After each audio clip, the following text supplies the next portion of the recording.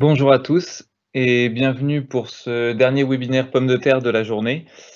Donc on va être ensemble pour parler stockage forcément à la fin de l'itinéraire technique, hein. Donc les dernières informations en matière de lutte contre la germination des tubercules. Alors vos intervenants pour cette présentation, vous avez Michel Martin et Morgane Flèche, hein, qui sont nos experts stockage, qui vont vous dérouler les différents topos. Et au niveau des modérateurs et producteurs, vous avez moi-même et Cyril Hanon, notre responsable filière, qui posera les questions à la fin des présentations. Je vous rappelle aussi brièvement l'équipe protection pommes de terre qui travaille à Arvalis. Donc vous pourrez revenir sur cette diapo quand elle sera mise en ligne pour avoir les contacts. Voilà, si vous avez des questions pendant la campagne, etc., n'hésitez pas à nous solliciter. Et j'en profite aussi pour remercier l'ensemble des équipes techniques d'Arvalis qui ont permis de mener à bien les essais qui vont vous être présentés. Donc le programme de ce webinaire, on va faire tout d'abord un point réglementaire post-CIPC, bien entendu, et les mesures d'aide existantes. Puis on passera à un bilan des 3 campagnes d'essai sur l'utilisation des inhibiteurs de germination. Donc on reverra bien entendu le positionnement de l'hydrazine maléique, l'adaptabilité de l'utilisation de l'éthylène et la stratégie association produit. Donc je vais laisser la main à Michel Martin pour la présentation post-CIPC.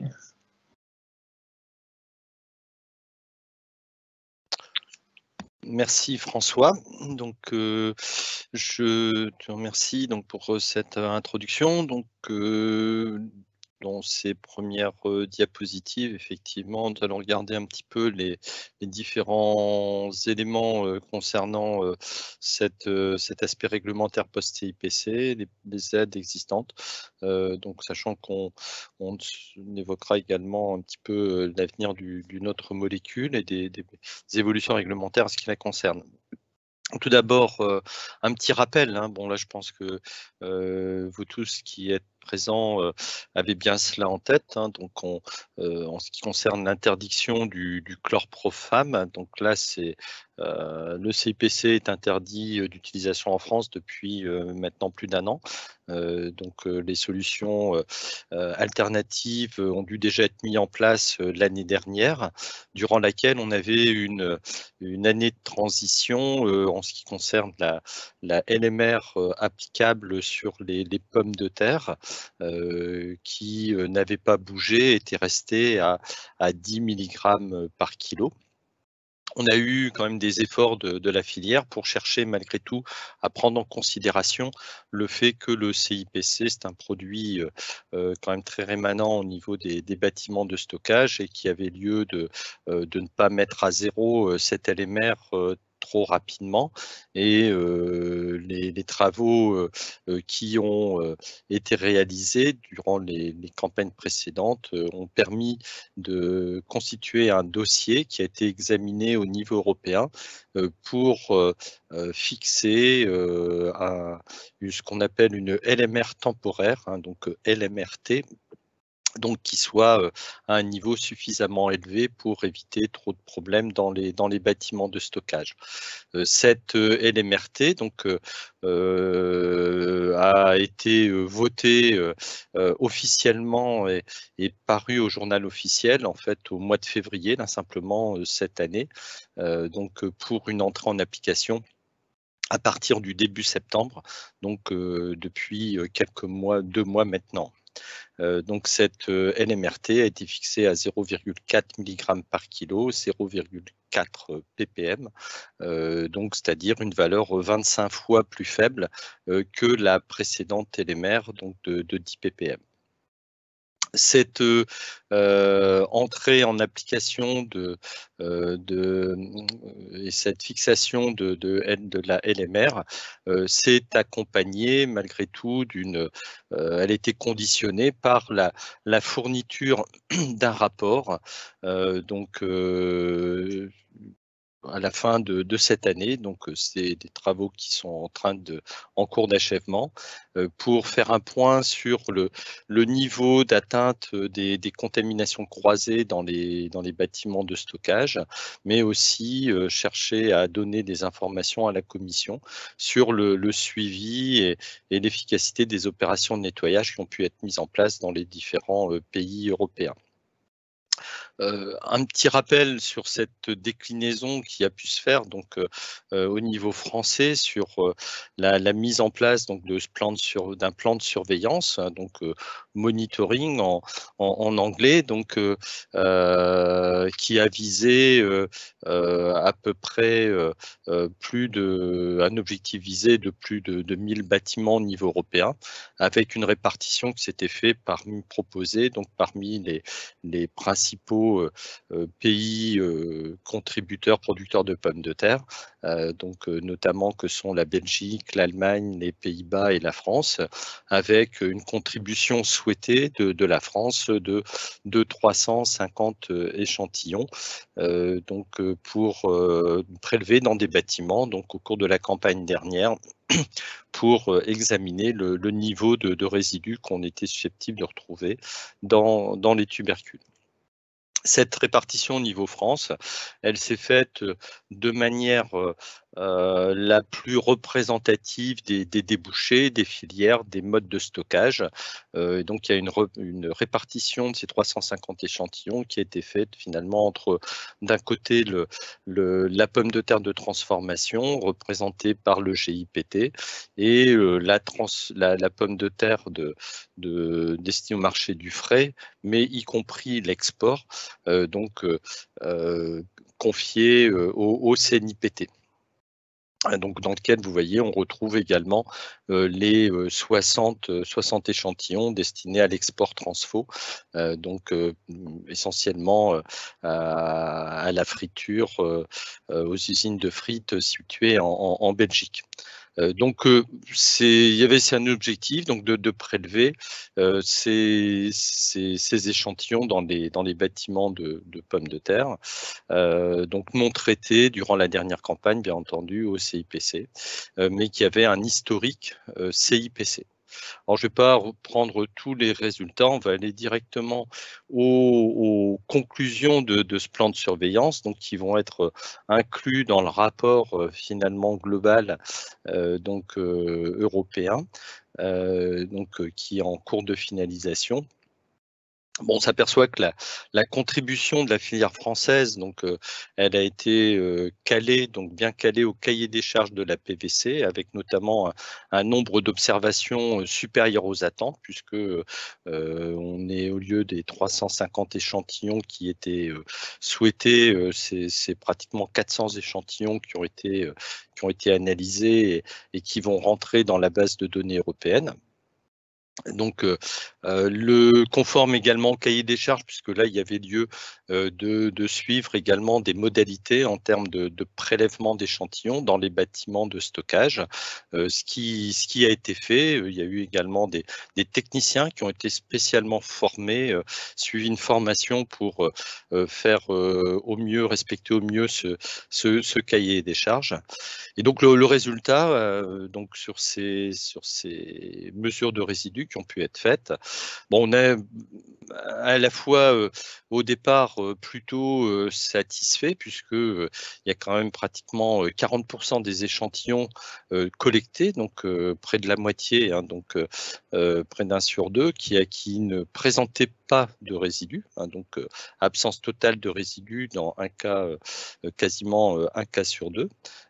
Par contre, là c'est quand même un peu où le bas blesse. On a encore, durant la dernière campagne, on avait un petit peu plus de 5% d'échantillons qui étaient supérieurs à la NMRT qui rentre en vigueur cette année.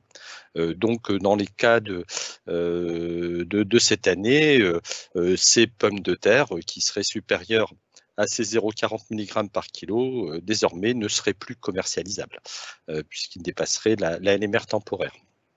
Alors, l'analyse qui a pu être faite de ces données, puisqu'il y avait également des informations qui ont pu être collectées sur les types de stockage et les pratiques qui avaient pu être mises en œuvre en termes de nettoyage. Bon, on s'aperçoit que un des facteurs de risque importants qui explique des valeurs élevées, donc supérieures à ces 0,40 mg, c'est en fait le type de stockage. Près des 2/3 des échantillons qui dépassent les 0,40 mg par kilo sont issus de stockage en caisse, donc pour lesquels finalement on a un effet cumulatif d'un certain nombre de facteurs qui qui sont traduits défavorablement sur les teneurs en résidus sur ces tubercules. On a à chaque fois également donc des applications qui étaient faites dans ces bâtiments par thermonébulisation, d'où une dispersion du produit, j'allais dire ubiquitaire dans le bâtiment, dans tous les organes de ventilation, toutes les parois du bâtiment. De stockage et sur ces bâtiments, donc pour lesquels là, je le rappelle, hein, là c'est des bâtiments qui avaient des valeurs élevées. On avait constaté une absence de tout nettoyage dans 15% des cas, ou alors des manques flagrants de nettoyage des palox, voire également des organes de ventilation et de groupe froid. Donc tout ça combiné au fait que donc dans ces bâtiments de stockage, la circulation d'air se faisant par le haut, en prélevant les pommes de terre sur le dessus des caisses, donc sur le dessus des piles, là on a pu avoir également un effet de ce type de prélèvement sur les valeurs élevées constatées dans les bâtiments. On peut se poser aussi la question, comme l'enquête montrait qu'on avait des défauts de nettoyage, à la fois des ventilateurs, à la fois des groupes froids insuffisamment nettoyés.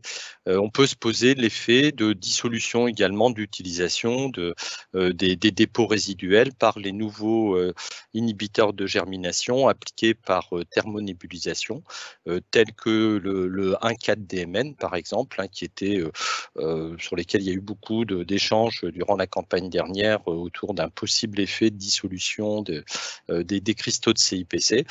Si on n'avait pas bien nettoyé avant, il est sûr et certain que si cet effet avait été constaté, donc on a pu avoir également un effet résiduel lié à cet emploi des nouveaux produits.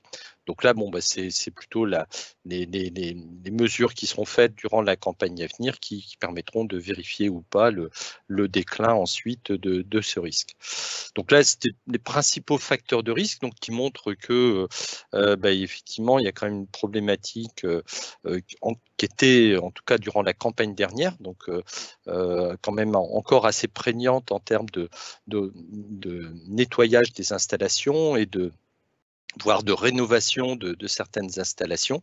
Donc, on peut espérer qu'un certain nombre de travaux complémentaires aient pu être faits durant l'intersaison ici, sinon on risque d'avoir des soucis sur les bâtiments qui n'auront pas été suffisamment bien suivis.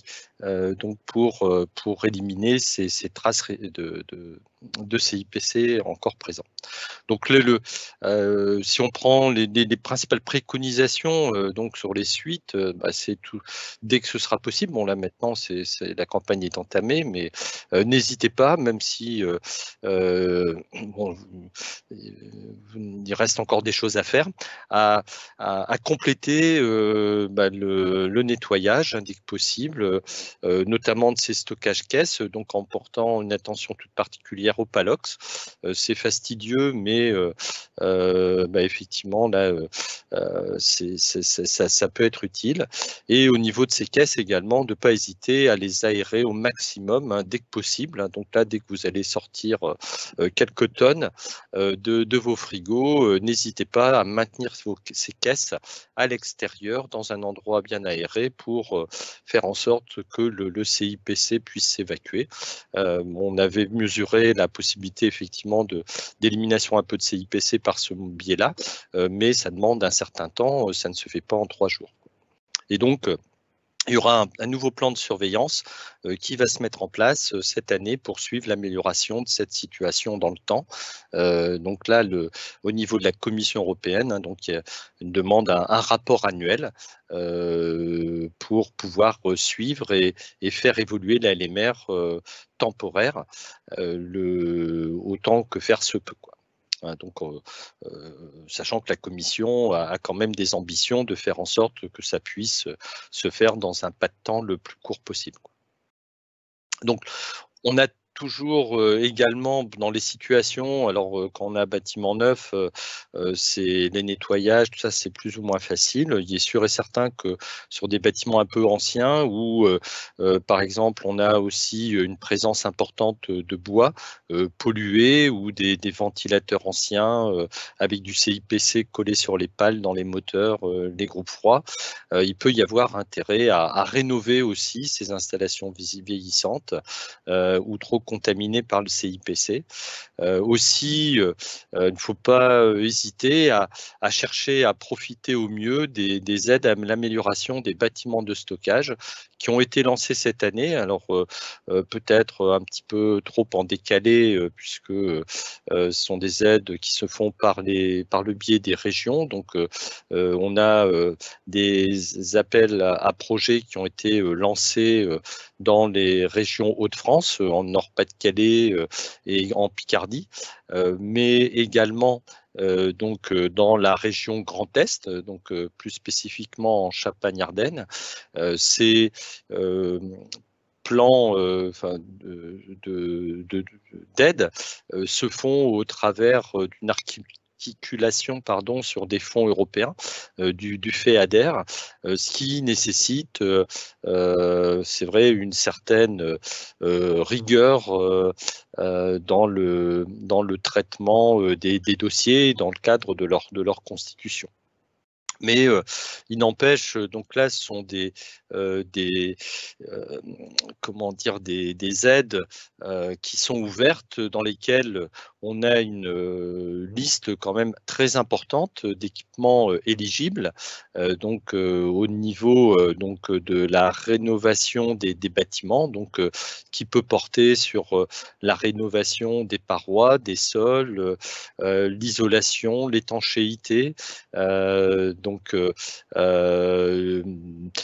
changer des portes, changer des panneaux de bois, par exemple, hein, donc protecteurs de l'isolation, des ventilateurs, les groupes froids peuvent être sollicités donc au niveau de ces aides, de manière un peu globale également, des équipements qui permettent d'économiser de l'énergie. Donc, peuvent également rentrer dans la liste de ces équipements éligibles, voire même des équipements donc de thermonébulisation, pour si vous n'êtes pas équipé, ou des systèmes d'application de produits antigerminatifs autres que le CIPC. Bon, par contre, un certain nombre de points ne sont pas éligibles. Donc là, on est toujours bien sur de l'aménagement de bâtiments. On n'a pas d'aide à la construction neuve de bâtiments, sauf à démontrer quand même une inadaptation totale du bâtiment existant aux nouvelles pratiques de stockage. Les Palox, même si effectivement, on a vu qu'il y avait un soin particulier à apporter. À ce jour, dans le cahier des charges 2021, n'était pas éligible. Bon, c'est en général le cas dans toutes les procédures d'aide.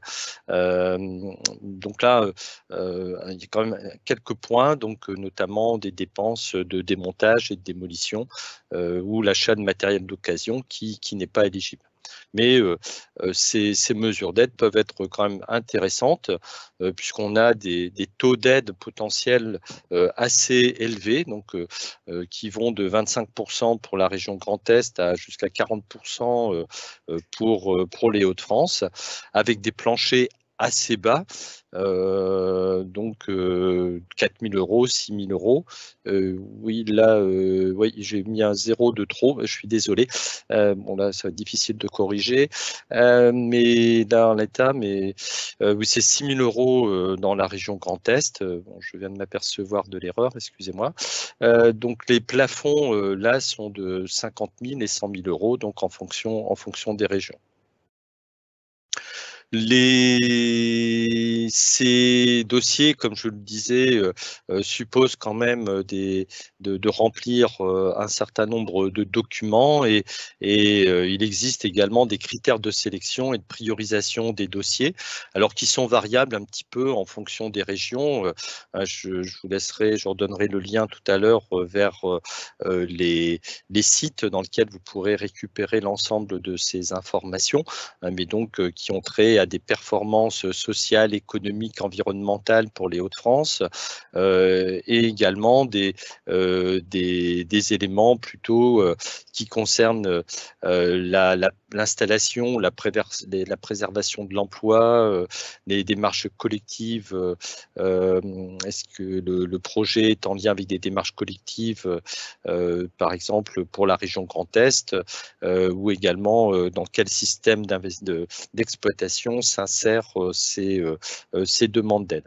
Donc là, il y a des critères ces critères sont insérés dans des grilles de calcul qui vont permettre de valider la recevabilité initiale du projet et assurer le classement ensuite des projets présentés, surtout si leur nombre est très important et dépasserait l'enveloppe disponible. Bon, cette enveloppe est quand même très conséquente et je vais dire les aides 2021 sont loin d'avoir été épuisées. Donc là, ce qui va être relancé en 2022 devrait pas poser trop de problèmes de disponibilité financière. Donc là, il faudra pas hésiter, n'hésitez pas à y regarder durant cet hiver si vous êtes concerné, sachant que il y aura également la nécessité de fournir un diagnostic énergétique de votre projet, donc de rénovation de bâtiments, qui devra être réalisé par un technicien formé et habilité dont la liste est présente sur les sites des régions. N'hésitez pas également à contacter ces techniciens si vous êtes intéressé, susceptible d'être intéressé de demander des aides, à les contacter assez tôt en cours d'hiver pour éviter la bousculade au printemps au moment du bouclage des dossiers. Donc là, les dossiers 2021 sont clos, donc on va avoir un lancement des appels à projets en 2022, durant les prochaines semaines ou en tout début d'année 2022. Donc n'hésitez pas à vous contacter régulièrement sur les sites des régions pour voir un petit peu où on se situe et si les éléments sont parus, sachant que la filière également communiquera assez largement sur ces aides renouvelées dès qu'elles seront précisées. Pour terminer ce point réglementaire, juste un petit point, donc après le CIPC, un point sur le 1.4 DMN, donc le produit dormir, sur lesquels il y a un certain nombre de questions qui subsistaient, notamment une question réglementaire concernant l'alimentation animale. Donc là, je vous ai remis un petit texte, il y a beaucoup de textes ici, mais qui se veut assez exhaustif sur l'état de la situation. Donc, à savoir que le produit dormir avait fait l'objet initialement, lors de l'obtention de son AMM en France, d'une mention restrictive, ne pas utiliser les pommes de terre traitées en alimentation animale.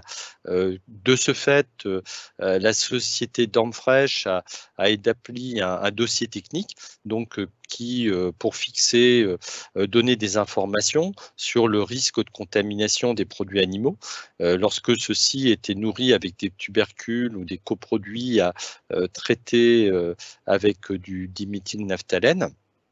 Donc, la première réponse sur ces dossiers a été donnée par l'ANSES, en même temps que le dossier était étudié également au niveau européen. Donc là, l'évaluation de l'ANSES qui était parue au mois de février de cette année, donc a confirmé quand même la nécessité de revoir les LMR sur les produits animaux qui étaient fixés par défaut à 0,01 mg par kilo, puisque là, dans un certain nombre de cas, on avait effectivement retrouvé des traces de DMN dans certains produits animaux. Donc, la LMR par défaut n'était pas suffisante. Donc, compte tenu malgré tout des études qui avaient pu être fournies, la DGAL a informé la filière au fin février d'une dérogation dans l'attente de la fixation au niveau européen des LMR dans les matrices animales.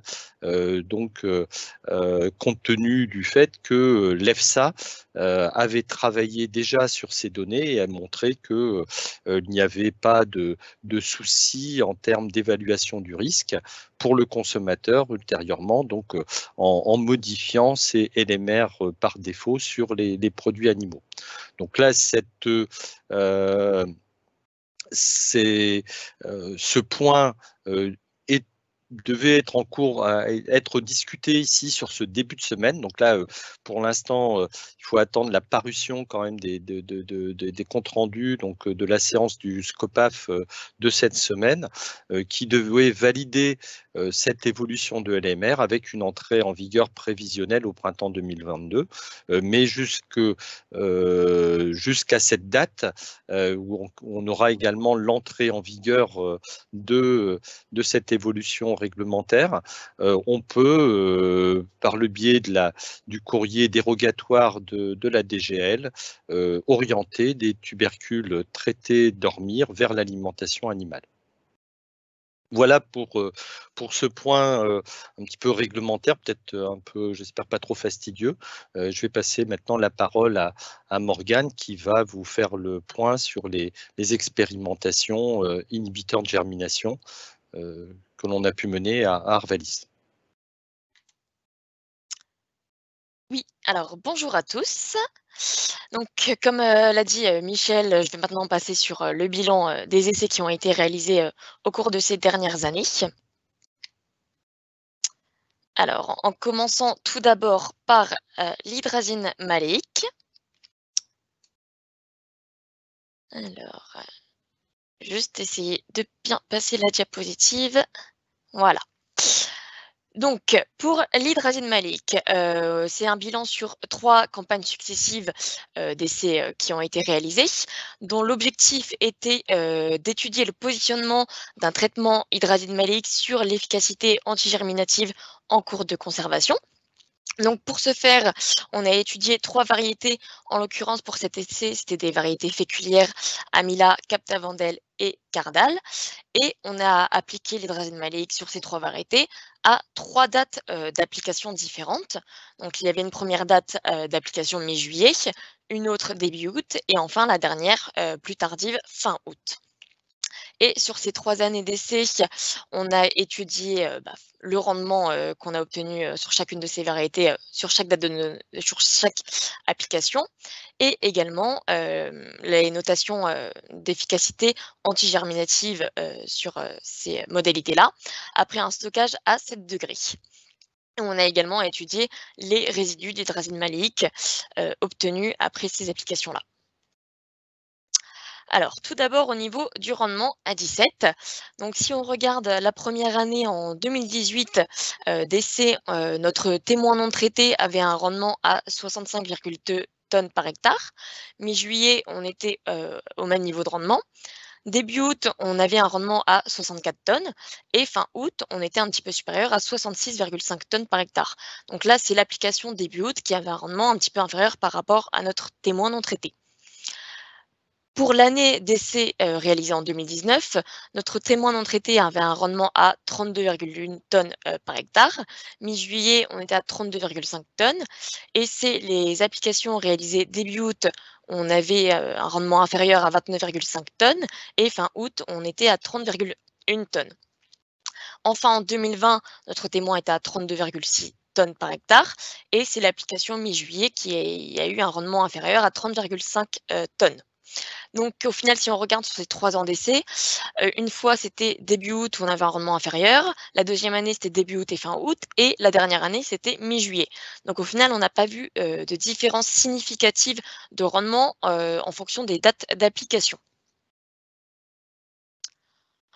Au niveau des teneurs en hydrazine maléique qu'on a fait analyser en laboratoire, donc ce qui est à savoir sur cet essai, c'est qu'en 2018 et en 2019, nous étions en conditions irriguées, alors qu'en 2020, nous étions en conditions non irriguées. Donc en 2018, on a eu des bons teneurs en résidus d'hydrazine maléique. On était au plus bas à 11,7 pour Captavandel début août et au maximum, on était à 26 mg par kilo fin août pour Captavandel.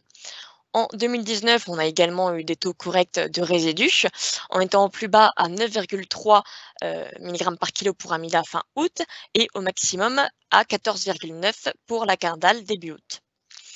Pour l'essai non irrigué en 2020, donc mi-juillet, on a eu des taux assez élevés en termes de résidus pour les 3 variétés. Pour l'application réalisée fin août, on a eu également des taux corrects, quoique un peu plus faibles pour la Cardal fin août à 8,5 mg par kilo.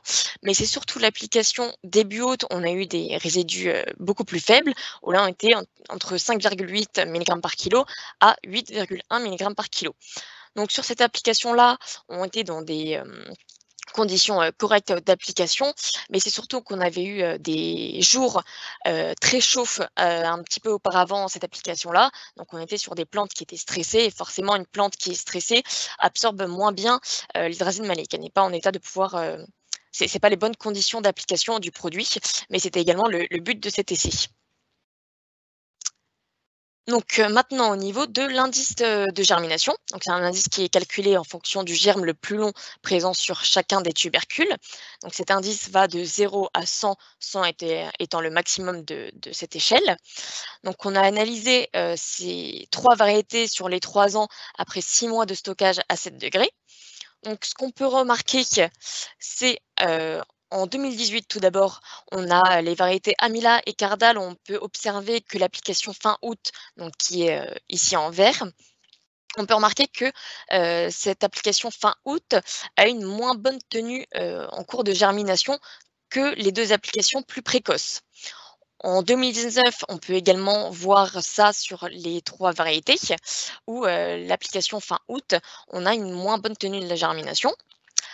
En 2020, toujours, si on regarde l'application fin août, on a une germination qui est supérieure par rapport à l'application réalisée mi-juillet, mais il y a également l'application réalisée début août qui décroche. Et si vous vous souvenez de la diapositive précédente, c'est l'application où il y a eu le moins bon taux d'absorption d'hydrazine maléique, et ça se ressent tout de suite en efficacité antigerminative en cours de stockage. Ici, c'est les poids des germes qui est présenté en grammes pour 10 kg de tubercules pour, pareil, ces 3 années d'essai. Donc, on peut en tirer les mêmes conclusions en 2018 sur les 2 variétés où l'application fin août décroche. En 2019, c'est la même application fin août qui décroche pour les 3 variétés. Et en 2020, c'est encore l'application fin août qui décroche par rapport à celle de mi-juillet et également l'application de début août due à une mauvaise absorption de l'hydrazine maléique. Ici, c'est le même graphique que précédemment, sauf qu'auparavant, je vous avais présenté que les tubercules qui avaient été traités. Ici, j'ai ajouté le témoin non traité qui est en bleu. Donc, en fait, c'est pour vous montrer que même sur les applications qui sont les moins efficientes en termes d'efficacité antigerminative, si par exemple on regarde en 2020, on est autour de 200 grammes pour 10 kg de tubercules pour les applications les moins efficaces début août et fin août. Mais pour le témoin non traité, on est à presque 500 grammes pour 10 kg de tubercules. Donc c'est pour vraiment voir qu'il y a quand même une certaine flexibilité dans ces applications. On peut avoir moins d'efficacité, mais on est toujours meilleur que par rapport à un témoin non traité. Donc pour conclure sur le positionnement de l'hydrazine maléique, c'est que sur ces 3 années d'essai, on n'a pas vu d'effet significatif en fonction de la date d'application sur le rendement. On a une certaine flexibilité d'application qui est possible, sachant tout de même qu'il faudra être plus vigilant si les applications sont réalisées tardivement. On aura quand même une efficacité qui est moindre en cours de stockage, donc il faudra soit pouvoir déstocker un petit peu plus tôt, soit intervenir avec un autre inhibiteur de germination en cours de stockage. Et également, attention aux conditions d'application qui vont également, être déterminantes sur l'efficacité en cours de stockage. On l'a vu là quand on avait des résidus qui avaient été moins bien assimilé, ça s'est tout de suite vu après 6 mois de stockage à 7 degrés. Donc maintenant, je vais passer sur la thématique éthylène. Donc là également, c'est 3 ans d'essai qui ont été réalisés de manière successive que je vais vous présenter aujourd'hui. Donc l'objectif de cet essai était d'étudier l'adaptabilité de l'utilisation de l'éthylène pour des variétés industrielles. Donc, on a majoritairement travaillé sur les variétés Marquies et Fontane. Donc, sur cet essai, on a stocké les tubercules à 7 degrés jusqu'à 8 mois de stockage. Donc, après ces 8 mois de stockage, on a regardé le contrôle de la germination que l'on avait. Et au cours de ces 8 mois, on a également regardé la qualité de la friture pour ces variétés. Alors, hop, la diapositive n'a pas voulu passer. Voilà. Du coup, j'en ai passé une de trop. Autant pour moi. Voilà. Alors, au niveau des modalités que nous avons étudiées, donc la première année de l'essai, on avait une modalité à 20% restrain. La deuxième année, on était à une dose moindre, on était à 4% de restrain. Et enfin, pour la dernière année d'études, on a voulu tester justement des différentes concentrations d'éthylène. Donc, on était à 4%, 8% et enfin 20% en fonction restrain. Donc, tout d'abord, pour la première année, on était à 20% d'éthylène.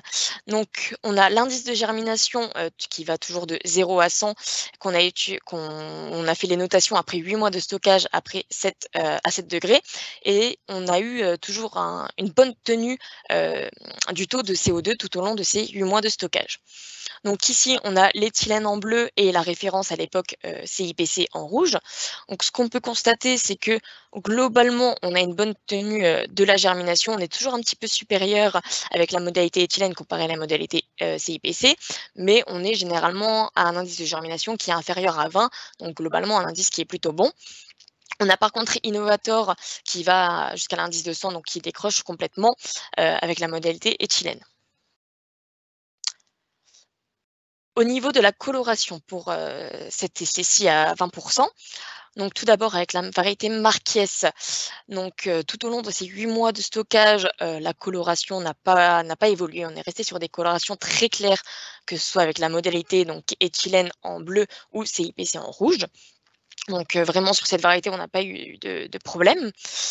Au niveau de Innovator, la coloration a plus évolué. Donc, si on regarde, donc ce qu'il faut savoir, c'est que la date D1 correspond au début du stockage. Les dates D3, D2, D3, D4 correspondent à l'évolution slow start. Donc, c'est comment dire, l'augmentation progressive d'éthylène qui est réalisée pendant 3 semaines. Et ensuite, les autres dates de notation correspondent à 3 mois de stockage, 6 mois, 7 mois et enfin la dernière qui correspond après 8 mois de stockage. Donc ce qu'on peut observer, c'est que sur la fin du slow start, on commence à avoir une différenciation de coloration entre la modalité éthylène et la modalité CIPC. On est un petit peu plus fort avec l'éthylène dû en fait à une réaction de stress des tubercules lorsqu'on applique un petit peu d'éthylène, ils réagissent un petit peu comme ceci et au final, on voit que ça se stabilise ensuite sur le reste du stockage et on est assez proche entre les 2 modalités. Après 8 mois de stockage, l'écart entre la modalité éthylène et la modalité CIPC est assez faible. On est un petit peu supérieur pour la modalité éthylène. Pour la deuxième année d'essai, ici, on est à 4%. Donc ici, vous avez l'indice de germination pour les variétés Fontane et Marquies. Donc en bleu, on est toujours avec de la modalité éthylène, mais cette fois-ci, la modalité de référence est l'huile de menthe. Donc après 8 mois de stockage, toujours à 7 degrés et avec une bonne tenue du taux de CO2, on a eu une bonne tenue de la germination. Là, au niveau de l'indice, on est à environ 5 sur notre échelle qui va jusque 100. Donc on a eu vraiment très peu de germination sur ces deux variétés. Et que ce soit avec l'éthylène ou l'huile de menthe, on n'a pas vraiment de différence. On est vraiment sur une germination très faible. Au niveau de la coloration, donc on a tout d'abord la variété Fontane à gauche.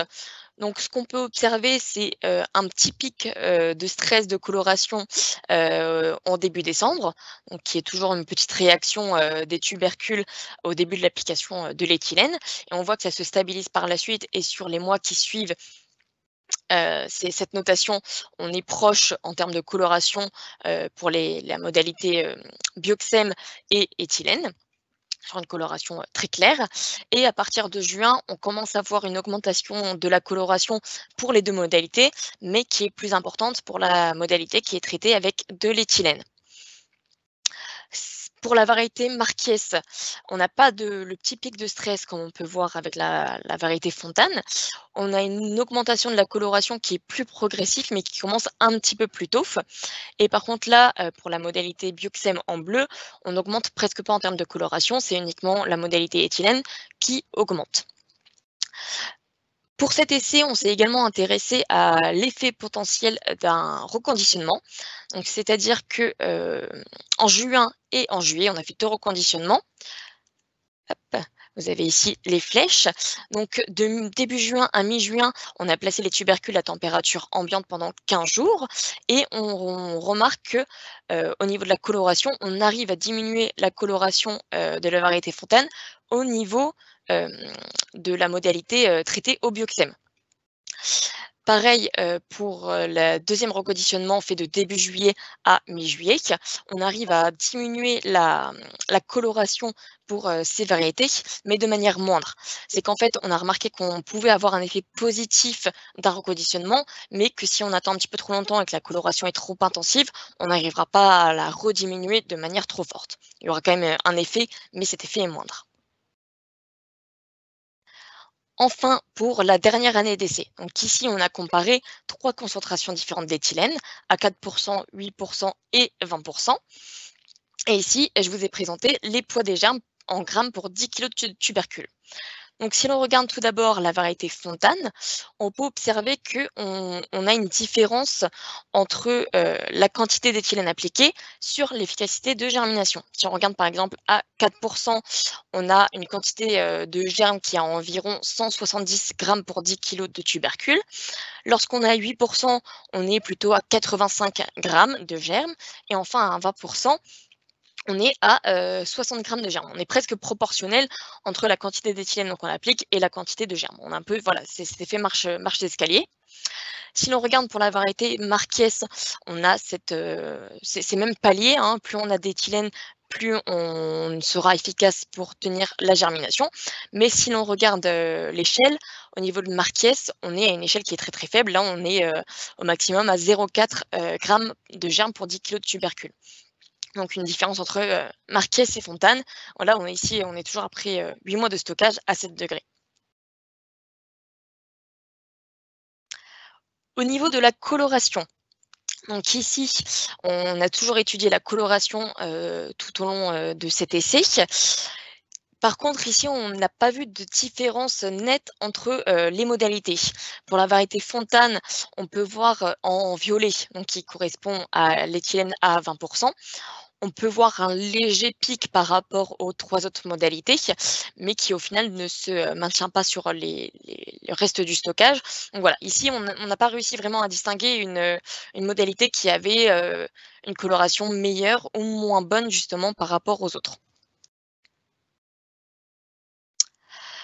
Donc, pour conclure sur l'éthylène et les variétés de transformation, en termes d'utilisation, on recommande toujours d'utiliser Fontane et Marquies pour la transformation. C'est là où on voit qu'on a peu de soucis quand même au niveau de l'augmentation de la couleur à la friture. Il vaut quand même toujours mieux avertir l'industriel, le client, s'il y a cette utilisation pour qu'il y ait un suivi adapté, plus régulier et pouvoir réagir rapidement si jamais il y a une augmentation de la coloration. Toujours bien faire attention au niveau de CO2 qui peut augmenter la coloration à la friture. Au niveau du choix de la concentration en éthylène, il faut également regarder le repos végétatif de la variété, ce qui peut être important. Une variété qui a un long repos végétatif pourra plus facilement accepter une dose moindre en éthylène qu'une variété peut-être avec un repos végétatif moins important. Et là, comme vous l'avez vu sur notre dernier essai, on a comparé les 3 modalités à 3 concentrations différentes d'éthylène. On n'a pas vu de différence entre la coloration. Donc c'est un essai qui nécessitera d'être recommencé pour pouvoir en tirer les mêmes conclusions, des conclusions différentes. Pour finir sur l'huile d'orange, donc encore une fois ici c'est un bilan de 3 campagnes d'essai, où sur cet essai on a voulu étudier l'effet de combinaison d'inhibiteurs sur l'efficacité antigerminative en cours de conservation. Pour cet essai on était sur 3 variétés, donc les variétés Binch, Nicolas et Mona Lisa. Au niveau des conditions de l'essai, on allait jusqu'à 8 mois de stockage, toujours à 7 degrés pour la température de consigne. Et on a regardé au niveau des notations l'indice de germination, le poids des germes. On a également fait analyser les résidus d'hydrazine maléique. Donc au niveau des différentes modalités qu'on a étudiées sur cet essai, nous avons tout d'abord notre témoin de traité. Nous avons une modalité traitée au phaseur star au champ. Nous avons des modalités traitées à l'Argos seul, donc soit Argos utilisé en thermonébulisation de manière classique avec des applications à 100 ml par tonne, soit l'Argos appliqué à froid, où là on a un système dans une de nos cellules expérimentales qui nous permet de nébuliser à froid de l'Argos sur le dessus des palox. On a également une modalité où on applique du dormir, une modalité où on applique 2 applications de dormir, généralement une première application à 20 ml par tonne suivie d'une deuxième application à 10 ml par tonne, qu'on continue ensuite avec des applications d'Argos à 100 ml par tonne. Et sur ces modalités-là, on a également repris les mêmes modalités, mais avec une application préalable d'hydrazine maléique au champ. Au niveau des applications, donc les modalités qui n'ont pas reçu de phaseur au champ d'hydrazine maléique ont plutôt eu les applications d'inhibiteurs de germination en cours de stockage début novembre à mi-novembre. Par contre, pour les modalités qui avaient reçu du phaseur star au champ, on a plutôt appliqué les produits en cours de stockage à la mi-décembre, dans le sens où il y avait l'efficacité de l'hydrazine maléique sur les premières semaines de stockage qui peuvent permettre de gagner une application justement en cours de stockage pour permettre de décaler la première application. Ce qu'il faut savoir sur les graphiques que je vais vous présenter par la suite, c'est que lors de la première année d'expérimentation, on a eu une mauvaise assimilation de l'hydrazine maléique par nos tubercules.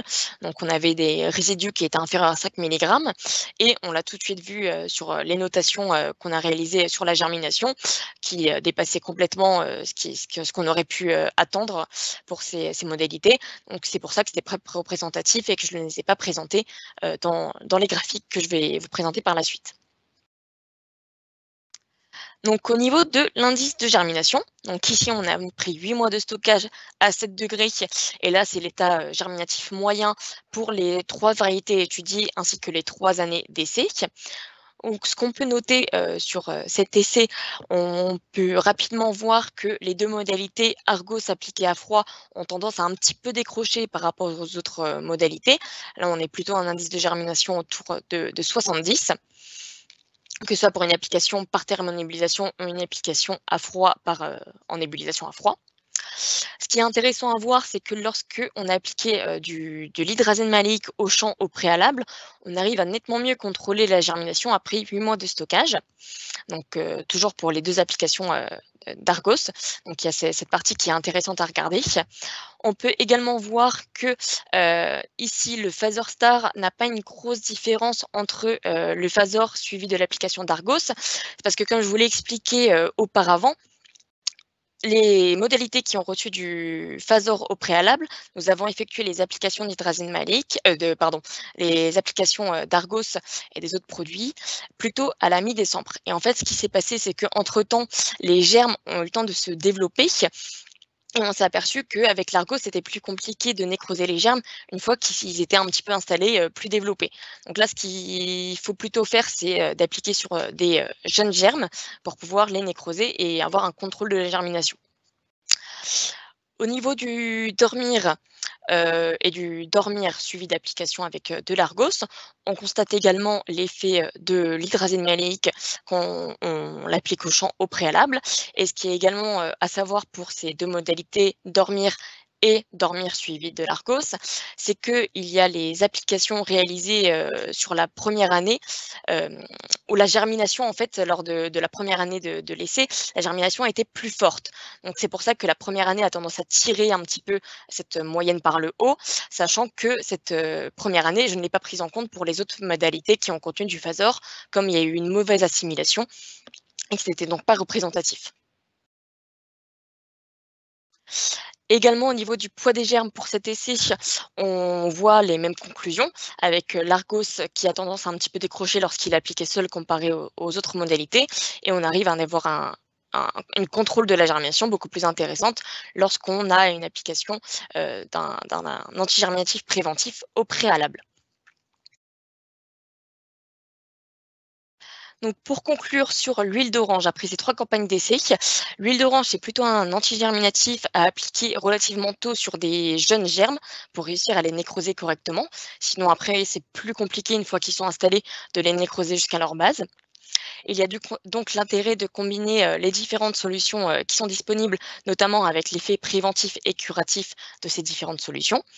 Pour rappel, il n'est pas possible de mélanger les produits entre eux.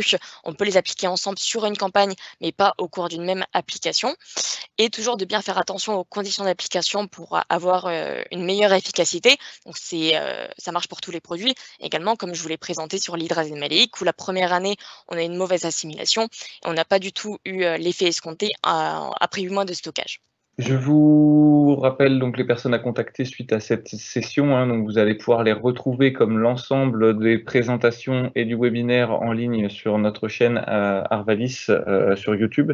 Donc pour les personnes qui se posaient la question par rapport aux présentations, donc vous pouvez la regarder et la revisionner, pas la partie question mais uniquement la partie présentation. Merci Cyril, merci Morgane et merci Michel pour ces interventions et merci à vous d'avoir participé à ce webinaire et éventuellement aux autres webinaires de la journée qui vient de se dérouler. Et puis, on souhaite vous voir aussi en janvier, cette fois en physique, pour pouvoir échanger et puis se retrouver tous à Paris comme c'est prévu. Voilà, donc merci encore et à bientôt. Bonne fin de journée. Au revoir. Merci à tous, au revoir.